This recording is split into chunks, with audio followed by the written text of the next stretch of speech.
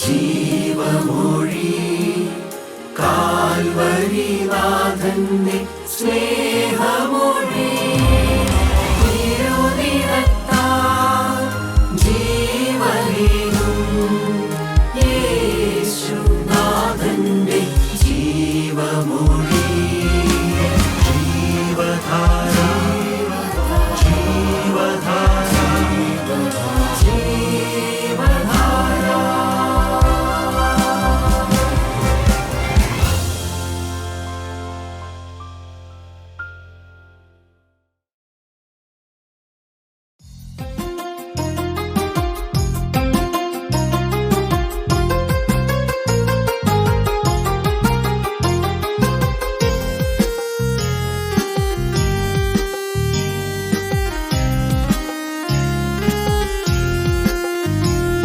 ലക്ഷോപലക്ഷം ദൂതസേവിതരിതാ, ലക്ഷോപലക്ഷം ദൂതസേവിതരിതാ, യോഹന്നാൻ വെളിപ്പാടി കണ്ടപ്പോൾ മേഘരൂഢനായി വാനിൽ വാനിൽ വരുന്നു വാഴ്ത്തുവിൻ, വാനിൽ വാനിൽ വരുന്നു വാഴ്ത്തുവിൻ. തുറക്കപ്പെട്ട കിഴക്കേ വാതിലിലൂടെ, തുറക്കപ്പെട്ട കിഴക്കേ വാതിലിലൂടെ, സകല വിശുദ്ധ ദൂത സംഘ പരിവാരത്തോടെ വാനിൽ വാനിൽ വരുന്നു വാഴ്ത്തുവിൻ, വാനിൽ വാനിൽ വരുന്നു വാഴ്ത്തുവിൻ.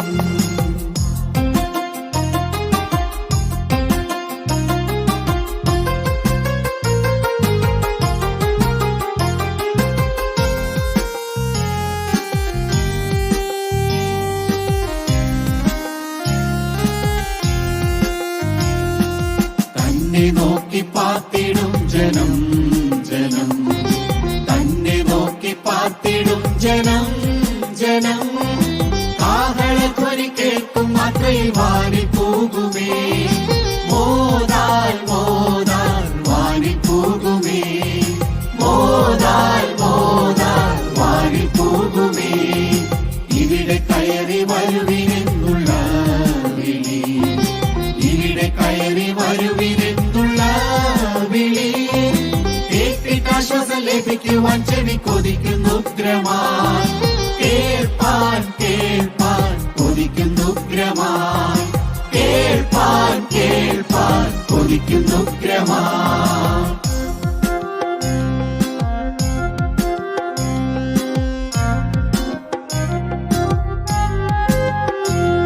ലക്ഷോപലക്ഷം ദൂതസേവിതരിതാ,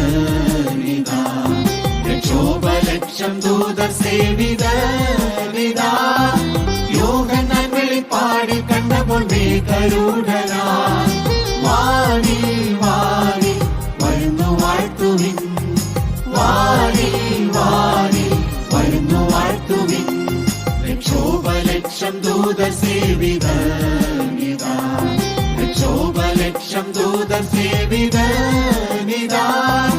യോഹന്നാൻ വെളിപ്പാടി കണ്ടപ്പോൾ മേഘരൂഢനായി വാനിൽ വാനിൽ വരുന്നു വാഴ്ത്തുവിൻ, വാനിൽ വാനിൽ വരുന്നു വാഴ്ത്തുവിൻ, വാനിൽ വാനിൽ വരുന്നു വാഴ്ത്തുവിൻ, വാനിൽ വാനിൽ വരുന്നു വാഴ്ത്തുവിൻ. പ്രിയപ്പെട്ടവരെ, ഞാനിങ്ങനെ തെറ്റല്ലാത്ത ഒരു വിവരണം വായിച്ചിട്ടുണ്ട്. ഒരു ദേശത്തൊരു ഇടവക പള്ളിയിൽ പ്രമാണി മരിച്ചു. പള്ളിയിലെ മുൻപന്തിയിലുള്ള പ്രമാണി മരിച്ചു കഴിഞ്ഞപ്പോൾ മരണദൂതൻ വന്നു. പോകാം, ചിത്രീകരണമാണ് കേട്ടോ, അത് അങ്ങനെ തന്നെയല്ല, പക്ഷേ അത് വേദപുസ്തകപ്രകാരം ഏതാണ്ട് ശരിയാണെന്നുള്ളത് കൊണ്ടാണ്, ഏതാണ്ടൊക്കെ ശരി. അപ്പോൾ ഈ മരിച്ചുപോയ ആൾ ഈ മാലാഖയോട് ചോദിച്ചു, ഞാൻ എൻ്റെ ശവസംസ്കാരമൊക്കെ ഒന്ന് കണ്ടിട്ട് നിൻ്റെ കൂടെ പോന്നാൽ പോരെ എന്ന് ചോദിച്ചു. അപ്പോൾ മാലാഖ പറഞ്ഞു, എന്നാൽ അങ്ങനെ ആവട്ടെ, എല്ലാം കണ്ടോ എന്ന് പറഞ്ഞു. അപ്പോൾ മരിച്ചുപോയ ഡെഡ് ബോഡി അവിടെ കിടത്തിയിരിക്കുന്നു. ബഹുമാനപ്പെട്ട പുരോഹിതന്മാർ, പിന്നെ അതിൻ്റെ മുകളിലുള്ള സ്ഥാനികൾ എല്ലാവരും വന്ന് കാര്യമായിട്ടൊക്കെ പ്രസംഗിക്കുന്നു.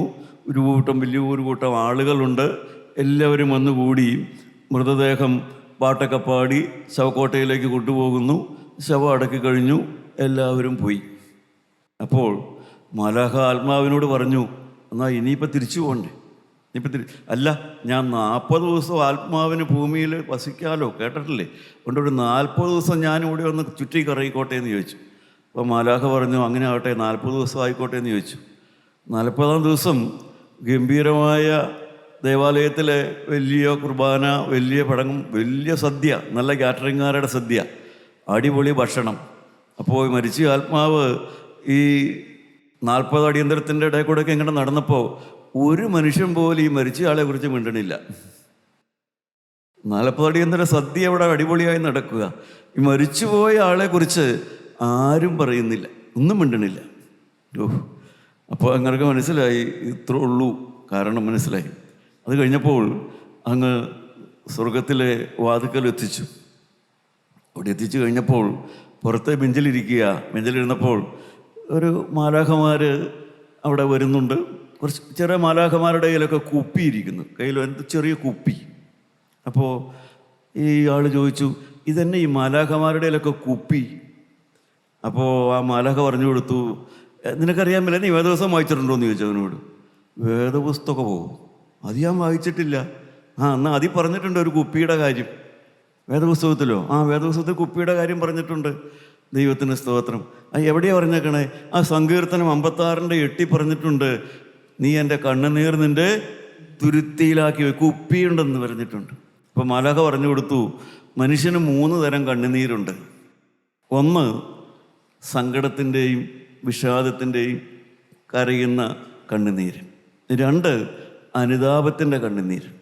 3 സന്തോഷത്തിൻ്റെ കണ്ണുനീര്.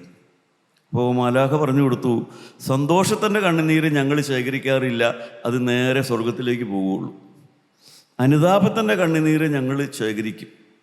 അതുപോലെ ഹൃദയവേദനയോടെ കരയുന്ന കണ്ണുനീര് ഞങ്ങൾ ശേഖരിക്കും. അപ്പോൾ ഈ മരിച്ചുപോയ നേതാവിനെ അകത്തേക്ക് വിളിച്ചു, സ്വർഗത്തിനകത്തേക്ക് വിളിച്ചു, ന്യായാധിപൻ്റെ അടുത്തേക്ക് വിളിച്ചു. അപ്പോൾ നിന്നപ്പോൾ ആദ്യം ഒരു മാലാഖ വന്നു, കുപ്പി നിറച്ച് ഉണ്ട് കണ്ണുനീരാ. എന്താ ചോദിച്ചു. ഇത് ഈ മനുഷ്യൻ മൂലം അവൻ്റെ അടുത്ത് താമസിച്ച ഒരാൾ, ഈ മനുഷ്യൻ കള്ളക്കേസ് കൊടുത്ത് അവനെ വേദനിപ്പിച്ചു, ആ മനുഷ്യൻ്റെ കണ്ണുനീരാണ് ഈ കുപ്പിയിലുള്ളതെന്ന് പറഞ്ഞു. അടുത്ത ഒരു മാലാഖ ഒരു കുപ്പി കൊണ്ടുവന്നു. അതെന്താണെന്ന് ചോദിച്ചപ്പോൾ ഈ മനുഷ്യൻ്റെ യൗവനകാലത്ത് ഒരു പെങ്കൊച്ചിനെ വേണ്ടാധീനത്തിലാക്കി, ആ പെങ്കൊച്ചിനെ നശിപ്പിച്ചു, അവളുടെ കണ്ണുനീരാണെന്ന് പറഞ്ഞ് അടുത്ത കുപ്പിയിലെ കണ്ണുനീര് കൊണ്ട് കൊടുത്തു. അപ്പോൾ ഈ മനുഷ്യൻ്റെ കാവൽ മാലാഖ വന്നു, 2 കുപ്പിയും കാലിയാണ്. 2 കുപ്പിയും കാലി എന്ന് വെച്ചാൽ, അപ്പോൾ അനുതാപത്തിൻ്റെ ഒരു തുള്ളി കണ്ണീരുമില്ല, അതുപോലെ ജീവിതത്തിൽ കഷ്ടതയോ വേദനയോ ഉണ്ടായ ഒരു തുള്ളി കണ്ണീരുമില്ല. പ്രിയപ്പെട്ടവരെ, അപ്പോൾ ന്യായാസനത്തിലിരിക്കുന്ന ആൾ ചോദിച്ചു, ഇതെന്താ കാലി, കുപ്പി കാലി? പാപത്തെ ഓർത്ത് കരഞ്ഞിട്ടേയില്ല, പാപത്തെ ഓർത്ത് കരഞ്ഞിട്ടില്ല, ഒരു വേദനയും അനുഭവിച്ചിട്ടില്ല. പ്രിയപ്പെട്ടവരെ, അപ്പോൾ മിഖായേൽ വന്ന് ഈ ആളെ നരകത്തിലേക്ക് തള്ളിയിട്ടു എന്നാണ് ചിത്രീകരണം. ദൈവത്തിന് സ്തോത്രം. പ്രിയപ്പെട്ടവരെ, ഒരു കാര്യം ഉറപ്പാണ്, അതാണ് വെളിപാട് പുസ്തകം നാം വായിച്ചത് 20-ാം അധ്യായത്തിൻ്റെ അവസാനത്തെ വാക്യം, ജീവൻ്റെ പുസ്തകത്തിൽ പേരില്ലാത്ത ഏവനെയും തീപ്പകയിലേക്ക് തള്ളിയിടും. പ്രിയപ്പെട്ടവരെ, നിങ്ങൾ നിങ്ങളുടെ പാപത്തെ ഓർത്ത് കരഞ്ഞിട്ടുണ്ടോ? നിങ്ങൾ മൂലം മറ്റുള്ളവർ കരഞ്ഞതോർത്ത് നിങ്ങൾ കരഞ്ഞിട്ടുണ്ടോ? നിങ്ങൾ മൂലം മറ്റുള്ളവർ കരഞ്ഞിട്ടുണ്ടോ? നിങ്ങളുടെ വാക്കും പെരുമാറ്റവും മൂലം മറ്റനേകർക്ക് കരയാൻ ഇടവന്നിട്ടുണ്ടോ? പ്രിയപ്പെട്ടവരെ, അതോർത്ത് നിങ്ങൾ വേദനിച്ചിട്ടുണ്ടോ? നിങ്ങളുടെ കണ്ണുനീര് തുരുത്തിയിലാക്കി വയ്ക്കുന്ന ഒരു ദൈവമുണ്ട്. സഹോദര, നീ മൂലം കരഞ്ഞവരുടെ കണ്ണുനീരും തുരുത്തിയിലുണ്ട്. അതും നിന്റെ ന്യായവിസ്താരത്തിൽ നിനക്കെതിരെ ഇവിടെ സാക്ഷ്യം പറയും. നീ മൂലം കരഞ്ഞവർ, നീ മൂലം വേദനിച്ചവർ, നീ മൂലം അപമാനിക്കപ്പെട്ടവർ, നീ മൂലം വേദന അനുഭവിച്ചവർ, അവർ ന്യായവിധിയുടെ നാളിൽ നിനക്കെതിരെ സാക്ഷി പറയാനുണ്ടാകുമെന്ന് നീ ഓർത്തുകൊള്ളണം. അവരുടെ കണ്ണുനീരെല്ലാം തുരുത്തിയിലാക്കി വെച്ചിരിക്കുന്ന ഒരു നിത്യനായ ദൈവമുണ്ട്. പ്രിയപ്പെട്ടവരെ, എന്താണ് നാം വായിക്കുന്നത്? വെളിപാട് ദിവസം 20-ാം അധ്യായത്തിന്റെ 11-ാമത്തെ വാക്യം നാം വായിക്കുന്നു. നാം എന്താണ് കാണുന്നത്? അവിടെ ഞാൻ വലിയൊരു വെള്ളസിംഹാസനവും അതിലൊരുത്തനിരിക്കുന്നതും കണ്ടു. വലിയൊരു വെള്ളസിംഹാസനവും അതിലൊരുത്തനിരിക്കുന്നതും കണ്ടു. പ്രിയപ്പെട്ടവരെ, വലിയൊരു വെള്ള സിംഹാസനം, ന്യായാസനമല്ല, സിംഹാസനം. ന്യായാസനം വേറെ, സിംഹാസനം വേറെ. നിങ്ങൾക്കറിയാമല്ലോ, നമ്മുടെ നാട്ടിലൊക്കെ കോടതിയുണ്ട്, അവിടെയൊക്കെ ന്യായാധിപന്മാരുണ്ട്. ന്യായാസനത്തിലിരിക്കുന്ന ന്യായാധിപൻ്റെ മുമ്പിൽ പ്രതിയുമുണ്ട്, വാദിയുമുണ്ട്. അവിടെ കുറ്റപത്രം സമർപ്പിക്കും. അപ്പോൾ പ്രതി പറയും ഞാൻ കുറ്റം ചെയ്തിട്ടില്ല എന്ന് പറയും. അപ്പോൾ രണ്ടു കൂട്ടം വക്കീൽമാർ പറയും കുറ്റം ചെയ്തിട്ടുണ്ട് എന്നൊരാൾ പറയും, കുറ്റം ചെയ്തിട്ടില്ല എന്നൊരാൾ പറയും. കുറ്റം തെളിയിക്കപ്പെട്ടാൽ അവന് കുറ്റവാളിയാണ്. അതാണ് ന്യായാസനം. എന്നാൽ ന്യായാസനത്തിൻ്റെ മുകളിലാണ് സിംഹാസനം. നിങ്ങൾക്കറിയാമല്ലോ, രാജഭരണമുള്ള കാലത്തായാലും ഇപ്പോഴായാലും ഒരു കോടതി പ്രിയപ്പെട്ടവരെ ഒരു കുറ്റവാളിയെ വിധിച്ചു, അവനെ തൂക്കിക്കൊല്ലാൻ വിധിച്ചാലും ആ ന്യായാധിപൻ്റെ മുകളിൽ ഒരു സിംഹാസനമുണ്ട്. ഇന്ത്യൻ പ്രസിഡന്റിന് ഒരു സിംഹാസനമുണ്ട്. ആ ഇന്ത്യൻ പ്രസിഡന്റിന് ഒരു സുപ്രീം കോടതി തൂക്കിക്കൊല്ലാൻ വിധിച്ചയാളെ ഇന്ത്യൻ പ്രസിഡന്റിന് വേണമെങ്കിൽ പ്രിയപ്പെട്ടവരെ ആ ശിക്ഷാവിധി ഒഴിവാക്കി കൊടുക്കാം. ന്യായാസനത്തിൻ്റെ മുകളിൽ ഒരു സിംഹാസനമുണ്ട്. ഞാൻ വലിയൊരു വെള്ള സിംഹാസനവും കണ്ടു. കാരണം സിംഹാസനത്തിൻ്റെ മുകളിൽ പിന്നെ ഒന്നുമില്ല. സിംഹാസനം വിധിച്ചാൽ അത് അന്ത്യവിധിയാണ്, അത് അവസാനത്തെ വിധിയാണ്. പ്രിയപ്പെട്ടവരെ, ആ വെള്ള സിംഹാസനമാണ് യോഹന്നാൻ അപ്പോസ്തലൻ കണ്ടത്. ഞാൻ വലിയൊരു വെള്ള സിംഹാസനം കണ്ടു. ആ സിംഹാസനം വെള്ളയാണ്. എന്താണ് ഇതിൻ്റെ അർത്ഥം? അവിടെ പരിപൂർണ വിശുദ്ധിയാണ്, അവിടെ പരിപൂർണ സത്യമാണ്, അവിടെ പരിപൂർണ നിർമ്മലമാണ്. അത് പരിപൂർണമായി പ്രിയപ്പെട്ടവരെ അവിടെ മുഖപക്ഷമില്ല, അവിടെ പ്രതിയും വാദിയുമില്ല, അവിടെ കുറ്റപത്രം സമർപ്പിക്കലുമില്ല. അവിടെ വരുന്നവരുടെ കുറ്റം അവിടെ വായിച്ച് കേൾപ്പിക്കും, അതിനുശേഷം അവരുടെ ന്യായവിധി പ്രഖ്യാപിക്കുക മാത്രമേ ഉള്ളൂ. പ്രിയപ്പെട്ടവരെ വന്നു ചേരുന്നവർക്ക് അവരുടെ തെറ്റ് ഏറ്റുപറയാനൊന്നും സമയമില്ല, അതിനൊന്നുള്ള അവസരമില്ല. അത് ന്യായവിധിയല്ല, ന്യായാധിപനല്ല, സിംഹാസനത്തിലിരിക്കുന്നവനാണ് വിധിക്കുന്നത്. പ്രിയപ്പെട്ടവരെ, അതാണ് അന്ത്യന്യായവിധി എന്ന് പറയുന്നത്. അവിടെ ചെന്ന് നമുക്കൊന്ന് വായിച്ചു നോക്കാം. അടുത്ത വാക്യം വായിക്കാം, 12-ാമത്തെ വാക്യം. മരിച്ചവർ ആബാലവൃദ്ധം സിംഹാസനത്തിന് മുമ്പിൽ നിൽക്കുന്നതും കണ്ടു. പ്രിയപ്പെട്ടവരെ, മരിച്ചവർ അബാലവൃദ്ധം എന്ന് പറഞ്ഞാൽ ഓൾ, എല്ലാവരും. പ്രിയപ്പെട്ടവരെ, ഒന്നാമത്തെ പുനരുത്ഥാനത്തിൽ പങ്കില്ലാത്ത എന്ന് പറഞ്ഞാൽ പാപം ഏറ്റുപറഞ്ഞ് മാനസാന്തരപ്പെട്ട് പാപം ഏറ്റുപറഞ്ഞ് കർത്താവിൻ്റെ രക്തത്തിൽ കഴുകൽ പ്രാപിക്കാത്ത എല്ലാവരും അബാലവൃത്തം. ഉന്നതന്മാർ മുതൽ താഴേക്കടയിലുള്ളവരെ, ഏത് സ്ഥാനിയും, ഏത് സുവിശേഷം പറഞ്ഞവനും പാട്ട് പാടിയവനും പ്രിയപ്പെട്ടവരെ ആരാധനയിൽ പങ്കെടുത്തവനും ആരാധന നടത്തിയവനും എല്ലാവരും പാപം ഏറ്റുപറഞ്ഞ് ക്രിസ്തുവിനെ സ്വീകരിക്കാത്ത ഏവനും ആ ന്യായവിസ്താരത്തിൽ കടന്നു വരുമെന്നാണ് ദൈവത്തിന്റെ വചനം പറയുന്നത്. നമുക്ക് വായിക്കാം താഴത്തേക്ക്. പുസ്തകങ്ങൾ തുറന്നു. പുസ്തകത്തിൽ എഴുതിയിരിക്കുന്ന പ്രകാരമാണ്, അല്ലാതെ പ്രിയപ്പെട്ടവരെ തലയിലെഴുത്ത് പോലെയല്ല. അവിടെ പുസ്തകത്തിൽ എഴുതിയിരിക്കുന്നത് പോലെയാണ് ന്യായവിധി നടക്കുന്നത്. അവിടെ ആരും ആരോടും ചോദിക്കേണ്ട, അവിടെ എല്ലാം എഴുതി വച്ചിട്ടുണ്ട്. പ്രിയപ്പെട്ടവരെ, ഞാനും നിങ്ങളും ചെയ്തതും പറഞ്ഞതും ചിന്തിച്ചതും ആലോചിച്ചതും നമ്മുടെ ജീവിതത്തിൽ വന്നതും എല്ലാം അവിടെ പുസ്തകത്തിൽ എഴുതി വച്ചിട്ടുണ്ട്. എല്ലാം അവിടെ സ്വർഗത്തിൽ എഴുതി വച്ചിട്ടുണ്ട്. എഴുതി വെച്ചതിനനുസരിച്ച് വായിച്ചോ. ജീവന്റെ പുസ്തകം എന്ന മറ്റൊരു പുസ്തകവും തുറന്നു.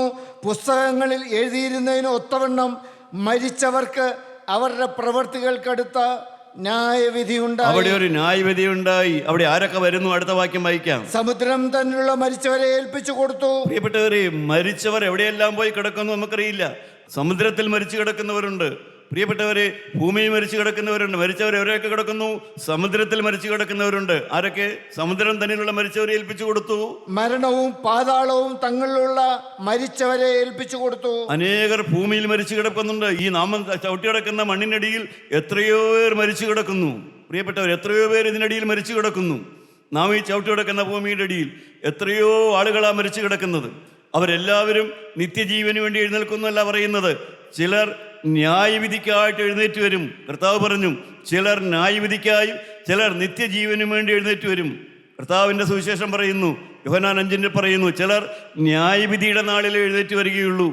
പ്രിയപ്പെട്ടവരെ, ദാനിയേൽ പ്രവചനം പറയുന്നു, ചിലർ നിത്യനിന്ദയ്ക്കായും ചിലർ നിത്യ ജീവനായും എഴുന്നേറ്റ് വരും. കല്ലറകളിൽ ഉള്ളവർ എല്ലാവരും അവന്റെ ശബ്ദം കേട്ട് നന്മ ചെയ്തവർ ജീവനായും തിന്മ ചെയ്തവർ ന്യായവിധിക്കായും പുനരുത്ഥാനം ചെയ്യുവാനുള്ള നാഴിക വരുന്നു. പ്രിയപ്പെട്ടവരെ, കർത്താവായ യേശുവിൻ്റെ 2ാമത്തെ വരവ് നിങ്ങൾ കേട്ടിട്ടുണ്ടല്ലോ.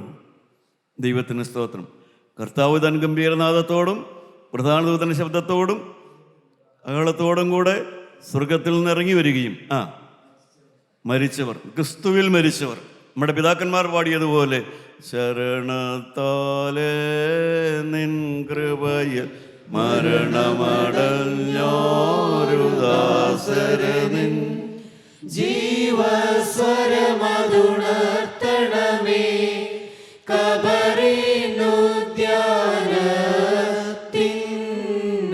പ്രിയപ്പെട്ടവരെ, എല്ലാവരുടെയും ചെവി ആ കാഹള ശബ്ദം കേൾക്കില്ല. എല്ലാവരുടെയും ചെവി അത് കേൾക്കത്തില്ല. ക്രിസ്തുവിൽ മരിച്ചവർ, ശരണത്തിൽ മരിച്ചവർ, കർത്താവായ യേശുവിലുള്ള ശരണത്തിൽ, അവനിലുള്ള വിശ്വാസത്തിൽ, അവനെ സ്നേഹിച്ച് അവനോട് തൻ്റെ ഹൃദയം പകർന്ന് പാപത്തെ ഉപേക്ഷിച്ച് വിശുദ്ധ ജീവിതം നയിച്ചവർ മാത്രമേ കർത്താവിൻ്റെ രണ്ടാമത്തെ വരവിൽ ആ കാഹളം കേൾക്കുകയുള്ളൂ. അവരാണ് ഒന്നാമത്തെ പുനരുത്ഥാനത്തിൽ പങ്കുള്ള ഭാഗ്യവാനും വിശുദ്ധനും. പ്രിയപ്പെട്ടവരെ, ആ പുനരുത്ഥാനത്തിൽ പങ്കില്ലാത്തവർ പിന്നെയും ഭൂമിയിൽ കിടക്കും. അവർ പിന്നെയും ഈ ഭൂമിയിൽ അവശേഷിക്കും. 1000 കൊല്ലം കഴിയുമ്പോഴാണ് അവരെ പിന്നീട് രണ്ടാം മരണത്തിലേക്ക് വിളിക്കുകയാണ്. അപ്പോൾ സമുദ്രം തന്നിലുള്ളവരെ ഏൽപ്പിച്ചു കൊടുക്കും. മരണവും പാതാളവും നിങ്ങൾക്കറിയാം. മരിച്ച് സ്വർഗത്തിലേക്ക് പോകാത്ത, മരിച്ച് യാതനാസ്ഥലത്ത് കിടക്കുന്നവരും എല്ലാവരും നിത്യനരകത്തിലേക്കുള്ള ശിക്ഷാവിധിക്കായി അവിടെ എഴുന്നേറ്റ് വരും. പ്രിയപ്പെട്ടവരെ, മരണം സമുദ്രം ഏൽപ്പിച്ചു കൊടുക്കും. മരിച്ചു കിടക്കുന്ന എല്ലാവരെയും.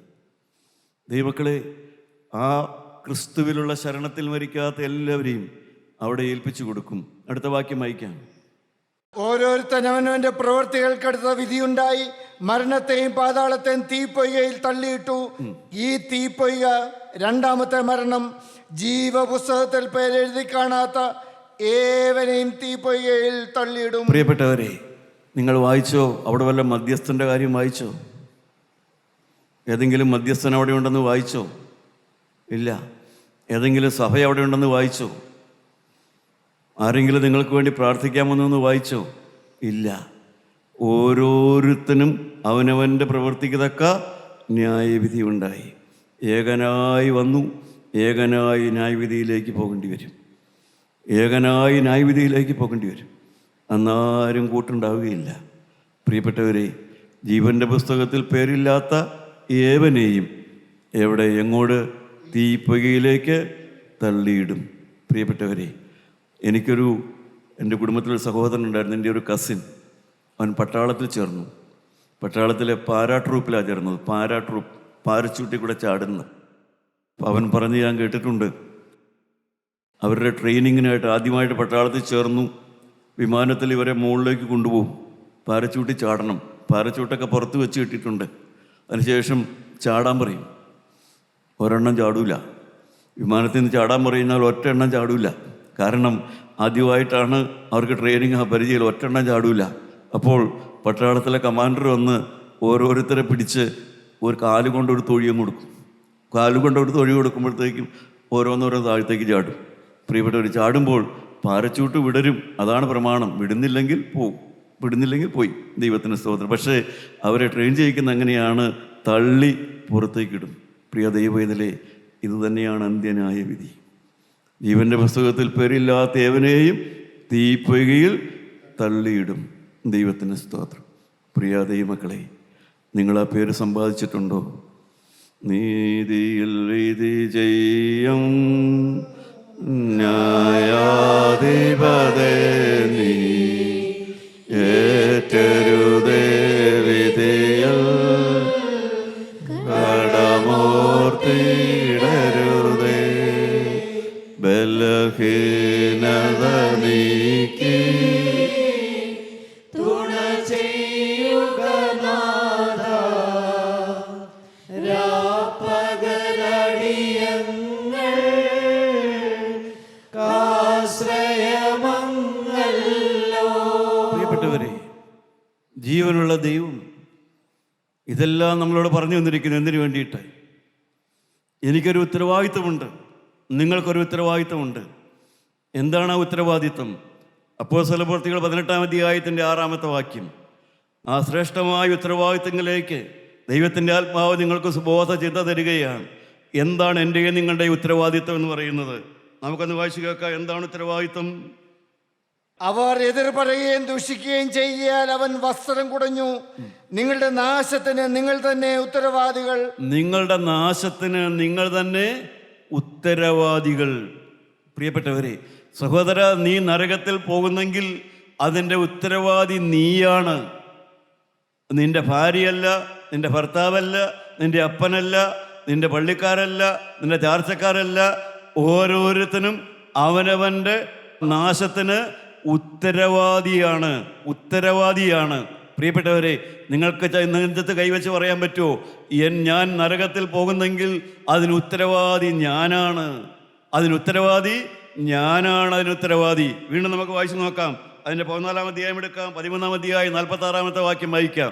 13-ാം അധ്യായം 46-ാമത്തെ വാക്യം. മനുഷ്യൻ ചെയ്യുന്ന ഒരു അക്രമമാണ് അവിടെ പറയുന്നത്. എന്താണത്? അപ്പോൾ പൗലോസും ബർന്നബാസും ധൈര്യം പൂണ്ടു, ദൈവവചനം ആദ്യം നിങ്ങളോട് പറയുന്നത് ആവശ്യമായിരുന്നു, എന്നാൽ നിങ്ങൾ അതിനെ തള്ളി നിങ്ങളെ തന്നെ നിത്യജീവന് അയോഗ്യരെന്ന് വിധിച്ചു കളയുന്നതിനാൽ. അനേകർ ദൈവത്തിന്റെ വചനം കേൾക്കുമ്പോൾ ആ വചനം തള്ളിക്കളഞ്ഞിട്ട് നിത്യജീവന് തങ്ങളെ തന്നെ അയോഗ്യരാക്കുന്നു. നരകത്തിന് തങ്ങളെ തന്നെ അയോഗ്യരാക്കുന്നു. വചനം തള്ളിക്കളയുന്നു, വചനം കേൾക്കുന്നില്ല, വചനം അനുസരിക്കുന്നില്ല, തങ്ങളെ തന്നെ അയോഗ്യരാക്കുന്നു. സഹോദരങ്ങളെ, നാം നമ്മുടെ പ്രാണൻ ഉത്തരവാദിയാണ്, നശിക്കുന്നെങ്കിൽ ഉത്തരവാദിയാണ്. നിത്യജീവന്റെ വചനം നിങ്ങൾ തള്ളിക്കളയരുത് പ്രിയപ്പെട്ടവരെ. ജീവനുള്ള കർത്താവായ യേശുക്രിസ്തു അവൻ്റെ വചനം നമ്മളെ ഓർപ്പിക്കുകയാണ്. അപ്പോസ്തലനായ പൗലോസ് പറഞ്ഞു, ദൈവമക്കളെ, അറിയായ്മയുടെ കാലങ്ങളെ ദൈവം ലക്ഷ്യമാക്കുന്നില്ല. അതുകൊണ്ട് ഇപ്പോൾ എല്ലായിടത്തും എല്ലാവരും മാനസാന്തരപ്പെടണം. അതിനുവേണ്ടി മാത്രമല്ല, ദൈവം തൻ്റെ പൊറുമയിൽ കഴിഞ്ഞ കാലങ്ങളെ ലക്ഷ്യമാക്കാതെ ഇപ്പോൾ എല്ലായിടത്തും എല്ലാവരും മാനസാന്തരപ്പെടണമെന്ന് മനുഷ്യരോട് കൽപ്പിക്കുന്നു. താൻ നിയമിച്ച പുരുഷൻ മുഖാന്തിരം ലോകത്തെ നീതിയിൽ ന്യായം വിധിപ്പാൻ. താൻ നിയമിച്ച പുരുഷൻ കർത്താവായ യേശുക്രിസ്തു മുഖാന്തിരം ലോകത്തെ നീതിയിൽ ന്യായം വിധിപ്പാൻ അവനൊരു ദിവസത്തെ നിശ്ചയിച്ചു. അവനെ മരിച്ചവരിൽ നിന്ന് ഉയർത്തെഴുന്നേൽപ്പിച്ചതിനാൽ, അതിനുവേണ്ടി യേശുവിനെ മരിച്ചവരിൽ നിന്ന് ഉയർത്തെഴുന്നേൽപ്പിച്ചതിനാൽ എല്ലാവർക്കും അതിന്റെ ഉറപ്പ് നൽകിയിരിക്കുന്നു. എല്ലാവർക്കും ഉറപ്പ് വന്നിരിക്കുന്നു. കർത്താവായ യേശുവിനെ മരിച്ചവരിൽ നിന്ന് ഉയർപ്പിച്ചതിനാൽ, പ്രിയപ്പെട്ടവരെ, മരണശേഷമുള്ള ന്യായവിധിയെക്കുറിച്ച് എല്ലാവർക്കും ഒരു ഉറപ്പ് തന്നിരിക്കുന്നു. പ്രിയപ്പെട്ടവരെ, കർത്താവായ യേശു ബേത്ലഹേമിൽ ജനിച്ചപ്പോൾ ഒരു രക്ഷകൻ പിറന്നു. ദൈവത്തിന് സ്തോത്രം. ഒരു രക്ഷകൻ പിറന്നു. കർത്താവായ യേശു 3-ാം നാൾ കല്ലറയിൽ ഉയർത്തെഴുന്നേറ്റപ്പോൾ ഒരു ന്യായാധിപൻ ഉയർത്തെഴുന്നേറ്റു. ദൈവത്തിന് സ്തോത്രം. പ്രിയപ്പെട്ടവരെ, എന്നാൽ അവൻ ആ ന്യായാധിപ സ്ഥാനത്തേക്ക് ഇരുന്നിട്ടില്ല. ഇന്ന് കൃപായുഗമാണ്. കൃപായുഗം തീരാറായി. പുതുയുഗം വേഗം വിരിയാറായി. പ്രിയപ്പെട്ടവരെ, അവൻ ന്യായാസനത്തിലേക്ക് ഇരിക്കുന്നതായ ഒരു നാൾ വരുന്നു. അതുകൊണ്ട് ദൈവം തൻ്റെ പുസ്തകത്തിൽ എഴുതിയിരുന്നത് അല്പമൊന്ന് മാറ്റി എഴുതി. പുതിയ നിയമം വന്നപ്പോൾ ദൈവം ഒന്ന് തിരുത്തി എഴുതി. എന്താണ് എഴുതിയത്? മനുഷ്യൻ സ്വർഗത്തിൽ പോകണമെങ്കിൽ, ന്യായവിധി ഒഴിവാകണമെങ്കിൽ അവൻ എന്ത് ചെയ്യണം? യോഹന്നാൻ 3:16 തന്റെ ഏകജാതനായ പുത്രനിൽ വിശ്വസിക്കുന്ന ഏവനും നശിച്ചു പോകാതെ നിത്യജീവൻ പ്രാപിക്കേണ്ടതിന് ദൈവം അവനെ നൽകുവാൻ തക്കവണ്ണം ലോകത്തെ സ്നേഹിച്ചു. പ്രിയപ്പെട്ടവരെ, സഹോദര, നീ നശിക്കാതിരിക്കണമെങ്കിൽ നീ എന്ത് ചെയ്യണം? ദൈവം തന്റെ പുത്രനായ യേശുവിനെ ലോകത്തിലേക്ക് അയച്ചിട്ടുണ്ട്. ആ കർത്താവായ യേശുവിനെ നീ വിശ്വസിക്കുന്നുവെങ്കിൽ, അവന്റെ രക്തം നിനക്ക് വേണ്ടിയാണ് നീ വിശ്വസിക്കുന്നുവെങ്കിൽ, അവൻ നിനക്ക് വേണ്ടി മരിച്ചുവെന്ന് നീ വിശ്വസിക്കുന്നുവെങ്കിൽ, തന്റെ ഏകജാതനായ പുത്രനിൽ വിശ്വസിക്കുന്ന ഏവനും നശിച്ചു പോകാതെ നിത്യജീവൻ പ്രാപിക്കേണ്ടതിന് അവനെ നൽകുവാൻ തക്കവണ്ണം ദൈവം ലോകത്തെ സ്നേഹിച്ചു. പ്രിയപ്പെട്ടവരെ, ദൈവത്തിന്റെ കൽപ്പന ദൈവം പറഞ്ഞു തന്നിട്ടുണ്ട്. എന്താണ്? അപ്പോസ്തലപ്രവൃത്തികൾ 4:12. എന്താണ് ദൈവത്തിന്റെ വചനം? മറ്റൊരുത്തനിലും രക്ഷയില്ല. നാം രക്ഷിക്കപ്പെടുവാൻ ന്യായവിധി ഒഴിവായി രക്ഷിക്കപ്പെടുവാൻ ആകാശത്തിൻ കീഴിൽ മനുഷ്യരുടെ ഇടയിൽ നൽകപ്പെട്ട വേറൊരു നാമവുമില്ല. യേശു എന്ന നാമമല്ലാതെ വേറൊരു നാമവുമില്ല. സഹോദര, ന്യായവിധിയിൽ നിനക്ക് ഒഴിവാകണമോ? ഈ യേശു അല്ലാതെ വേറെ ആരും നിന്നെ സഹായിക്കില്ല. ഈ യേശു അല്ലാതെ വേറൊരു നാമവുമില്ല. ആ നാമത്തിലൂടെയേ നിനക്ക് രക്ഷയുള്ളൂ. ആ നാമത്തിലൂടെയേ നിന്റെ കുടുംബത്തിൽ സമാധാനം വരികയുള്ളൂ. ആ നാമത്തിലൂടെ മാത്രമേ നീയും നിന്റെ ഭർത്താവും തമ്മിൽ, നീയും നിന്റെ ഭാര്യയും തമ്മിലുള്ള പിണക്കം മാറുകയുള്ളൂ. ആ നാമത്തെ നീ വിളിച്ചാലേ, ആ നാമത്തിൻ്റെ ഉടമസ്ഥൻ നിന്റെ ചങ്കിനുള്ളിൽ വന്നാലേ നിന്റെ കുടുംബത്തിൽ സമാധാനം വരികയുള്ളൂ, നിങ്ങൾ തമ്മിൽ ഐക്യം വരികയുള്ളൂ, നിന്റെ പരാജയം വിജയമാകുകയുള്ളൂ. ആ നാമം നിന്റെ ഹൃദയത്തിൽ വന്നാലേ നിന്റെ മദ്യാസക്തി മാറുകയുള്ളൂ, നിന്റെ മദ്യപാനം മാറുകയുള്ളൂ, നിന്റെ പാപം മാറുകയുള്ളൂ. മറ്റൊരുത്തനിലും രക്ഷയില്ല. രക്ഷിക്കപ്പെടുവാൻ ആകാശത്തിൻ്റെ കീഴിൽ മനുഷ്യരുടെ നൽകപ്പെട്ട വേറൊരു നാമവുമില്ല. പ്രിയപ്പെട്ടവരെ, വേറെ ആരെയും നിങ്ങൾ വിളിച്ചിട്ട് കാര്യമില്ല. സഹോദര, നിന്റെ വേദനാ വിഷയം എന്താണ്? നിന്റെ സങ്കട വിഷയം ഏതാണ്? നിന്റെ പരാജയമാണോ? നിന്റെ രോഗമാണോ? നിന്റെ കുടുംബകലഹമാണോ? നിന്റെ ആസക്തികളാണോ? നിന്റെ പാപജീവിതമാണോ? ഏതാണ് നിന്റെ വേദനാ വിഷയം? അതിന് പരിഹാരം ക്രിസ്തു, ക്രിസ്തു, ക്രിസ്തു മാത്രമാണ്. അതിന് പരിഹാരം മറ്റൊരുത്തനുമില്ല. കർത്താവായ യേശുവിൽ മാത്രം. ഇന്ന് രാത്രി ദൈവമക്കളെ, നിങ്ങൾ യേശുവിനെ വിളിക്കുന്നുണ്ടോ? പ്രിയപ്പെട്ടവരെ, ദൈവമുള്ള ദൈവം പറഞ്ഞു, പ്രിയപ്പെട്ടവർ, ദൈവം ഒരുവൻ, ദൈവത്തിന് മനുഷ്യർക്ക് മധ്യസ്ഥൻ ഒരുവൻ, കർത്താവായ യേശു ക്രിസ്തു തന്നെ. ഹല്ലേലൂയ. ദൈവമക്കളെ, അവൻ ഒരുവൻ മാത്രമേ മധ്യസ്ഥനായിട്ടുള്ളൂ. അവൻ ഒരുവൻ ഇവിടെ കടന്നു വന്നിട്ടുണ്ട്. ദൈവമക്കളെ, അവൻ ഇവിടെ കടന്നു വന്നിട്ടുണ്ട്. ആ ഏക മധ്യസ്ഥൻ ഇവിടെ കടന്നു വന്നിട്ടുണ്ട്. നിങ്ങളുടെ കണ്ണുകളൊന്ന് അടച്ചിട്ട് ശാന്തമായി, ദൈവമക്കളെ, ഈ കേട്ടതെല്ലാം വൃഥാവല്ല. ഇതെല്ലാം ദൈവത്തിൻ്റെ വചനമാണ്. ആകാശവും ഭൂമി ഒഴിഞ്ഞു പോയാലും ഇതിലെ വള്ളിയെങ്കിലും പുള്ളിയെങ്കിലും മാറിപ്പോകുകയില്ല. ദൈവമക്കളെ, ഒരു ന്യായവിസ്താരത്തിലേക്ക് ദൈവം നിന്നെ നടത്തുമെന്ന് ഓർത്തുകൊള്ളുക. ദൈവം നിന്റെ പ്രവൃത്തിയെ ശോധന ചെയ്യും. ദൈവം നിന്റെ ഹൃദയത്തെ ശോധന ചെയ്യും. ദൈവം നിന്റെ മനസ്സിനെ പരിശോധിച്ച് നോക്കും. പ്രിയപ്പെട്ടവരെ, നിനക്ക് അവിടെ നിന്ന് ഒഴിവൊഴിവില്ല. എല്ലാം അവിടെ ന്യായവിസ്താരത്തിൽപ്പെടും. പ്രിയപ്പെട്ടവരെ, ഒഴിവൊഴിവ് ഇപ്പോഴുണ്ട്. ഇന്ന് നിനക്ക് രക്ഷപ്പെടാം. ഇപ്പോൾ നിന്റെ പാപത്തെ നീ ഏറ്റുപറയുന്നുവെങ്കിൽ, ഇപ്പോൾ നിന്റെ പാപം നീ സമ്മതിക്കുന്നുവെങ്കിൽ, ലംഘനം ക്ഷമിക്കുന്നവന് ശുഭം വരികയില്ല.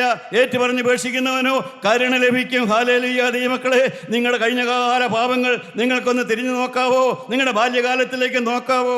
യൗവനകാലത്തേക്ക് നോക്കാവോ? പാപമെന്ന് ഏറ്റുപറയാവോ? മറച്ചു വയ്ക്കല്ലേ പ്രിയപ്പെട്ടവരെ, മറച്ചു വയ്ക്കല്ലേ. ശുഭം വരികയില്ല. ന്യായവിധിയിലേക്ക് നീ പോകേണ്ടി വരും. ന്യായവിസ്താരത്തിലേക്ക് നീ പോകേണ്ടി വരും. എന്നാൽ ഇപ്പോൾ നിനക്ക് ഒരു മധ്യസ്ഥനുണ്ട്. ദൈവം ഒരുവൻ, ദൈവത്തിന് മനുഷ്യർക്ക് മധ്യസ്ഥൻ ഒരുവൻ, കർത്താവായ യേശു തന്നെ. യേശു തന്നെ. അവൻ കാലുവരിയിലുണ്ട്, അവൻ ഗോകുൽത്തായിലുണ്ട്. ആ രക്തം ചിന്തിയിട്ടുണ്ട്, അവൻ്റെ മാറു തുറന്നിട്ടുണ്ട്, ആ രക്തം ഒഴുകുന്നുണ്ട്. ആ കുഞ്ഞാടിൻ്റെ രക്തം മകനെ നിന്റെ നേരെ ഒഴുകി വരുന്നുണ്ട്. നിന്റെ പാപം മാറ്റാൻ, നിന്റെ ന്യായവിധി മാറ്റാൻ, നിന്റെ ശാപം മാറ്റാൻ, നിന്റെ കുടുംബകലഹം മാറ്റാൻ, നിന്റെ മേലുള്ള സകല ദോഷവും മാറ്റാൻ, ആ ന്യായവിധി മാറ്റി നിനക്ക് നല്ല കാലം തരാൻ, സമാധാന കാലം തരാൻ ആ കർത്താവായ യേശു ഇവിടെ കടന്നു വന്നിട്ടുണ്ട്. പ്രിയപ്പെട്ടവരെ, നിങ്ങൾ വിശ്വസിക്കുന്നുണ്ടോ? ജീവിതം അവന് കൊടുക്കാവോ? ജീവിതം അവന് കൈമാറാവോ? യേശുവിനെ ഹൃദയത്തിലേക്കൊന്ന് വിളിക്കാവോ? യേശുവേ, നിനക്കൊന്ന് വിളിക്കാവോ? യേശുവേ, ഞാൻ നിന്നെ സ്നേഹിക്കുന്നു, നിനക്കൊന്ന് പറയാവോ? യേശുവേ, ഞാൻ നിന്നെ സ്നേഹിക്കുന്നു. യേശുവേ, നീ എനിക്ക് വേണ്ടി മരിച്ചുവെന്ന് ഞാൻ വിശ്വസിക്കുന്നു. ഇപ്പോൾ ക്രിസ്തുയേശുവിലുള്ളവർക്ക് ശിക്ഷാവിധിയില്ല. ആരെല്ലാം കടന്നു വരുന്നുണ്ട്, ആരെല്ലാം സ്വീകരിക്കുന്നുണ്ട്, ആരെല്ലാം സത്യമാണെന്ന് വിശ്വസിക്കുന്നുണ്ട്, ആരെല്ലാം വിശ്വസിക്കുന്നുണ്ട്, അവർക്ക് അവരുടെ കരങ്ങളൊന്ന് ഉയർത്താം. യേശു കാണട്ടെ, യേശു അറിയട്ടെ. നസ്രായനായ യേശു വീണ്ടെടുപ്പുകാരൻ കടന്നു വന്നിട്ടുണ്ട്. സമാധാനത്തിന്റെ കർത്താവ് കടന്നു വന്നിട്ടുണ്ട്. മകനെ, നിന്റെ ശാപം മാറ്റാൻ, മകളെ, നിന്റെ കുടുംബത്തിൽ ഐക്യം തരാൻ, മകനെ, നിന്നെ ന്യായവിസ്താരം ഒഴിവാക്കാൻ നസ്രായനായ യേശു ഇവിടെ കടന്നു വന്നിട്ടുണ്ട്. ഇവിടെ കടന്നു വന്നിട്ടുണ്ട്. പ്രിയപ്പെട്ടവരെ, വിശുദ്ധന്മാരോരോ കരങ്ങൾ ഉയർത്തി പ്രാർത്ഥിക്കട്ടെ എന്ന് അപ്പോസ്തലൻ പറഞ്ഞതുപോലെ, പ്രിയപ്പെട്ടവരെ, നിങ്ങൾ വിശുദ്ധി കൊതിക്കുന്നെങ്കിൽ, ന്യായവിധി ഒഴിവാകാൻ നിങ്ങൾ ആഗ്രഹിക്കുന്നുവെങ്കിൽ, വിശുദ്ധ കരങ്ങളെ ഉയർത്തി ദൈവത്തെ ആഘോഷിക്കും, ദൈവത്തെ സ്തുതിക്കുവിനെന്ന് കർത്താവിൻ്റെ വചനം പറയുന്നു. പ്രിയപ്പെട്ടവരെ, ആരെല്ലാം വിശ്വസിക്കുന്നു, ജീവിതം യേശുവിന് കൊടുക്കുന്നവർ അവരുടെ കരങ്ങളൊന്ന് ഉയർത്തുക. Hallelujah, hallelujah, hallelujah, hallelujah. സ്വർഗീയ പിതാവേ, ഈ ഉയർത്തപ്പെട്ട കരങ്ങളെ പിടിക്കണമേ, ഈ ബലഹീന കരങ്ങളെ പിടിക്കണമേ. അന്ത്യനായ വിധിയിൽ കർത്താവേ, രണ്ടാം മരണത്തിലേക്ക് പോകാതെ ഒന്നാമത്തെ പുനരുത്ഥാനത്തിൽ പങ്കുള്ളവൻ ഭാഗ്യവാനും വിശുദ്ധനുമാണ്. പ്രിയപ്പെട്ടവരെ, ആ ഭാഗ്യമരണം തന്ന് ആ പുനരുത്ഥാനത്തിൽ ഞങ്ങൾക്ക് മോഹരുതെന്ന് കർത്താവേ, നിത്യാകാശത്ത് മണിപ്പന്തലിൽ നീ വരുമ്പോൾ ഞങ്ങളെ ചേർക്കണമേ എന്ന് പ്രാർത്ഥിക്കുന്നു. സങ്കടങ്ങൾ പോക്കണമേ, പാപത്തിന് പരിഹാരം വരുത്തണമേ, പാപത്തിന് ക്ഷമ കൊടുക്കണമേ, പാപജീവിതത്തിൽ നിന്ന് കരകയറ്റണമേ, കുടുംബങ്ങളിൽ ഐക്യം വരുത്തണമേ. യേശു മൂലം പ്രാർത്ഥിക്കുന്നു. കൃപയോട് കേട്ട് ഉത്തരം തരുമാറാകണമേ.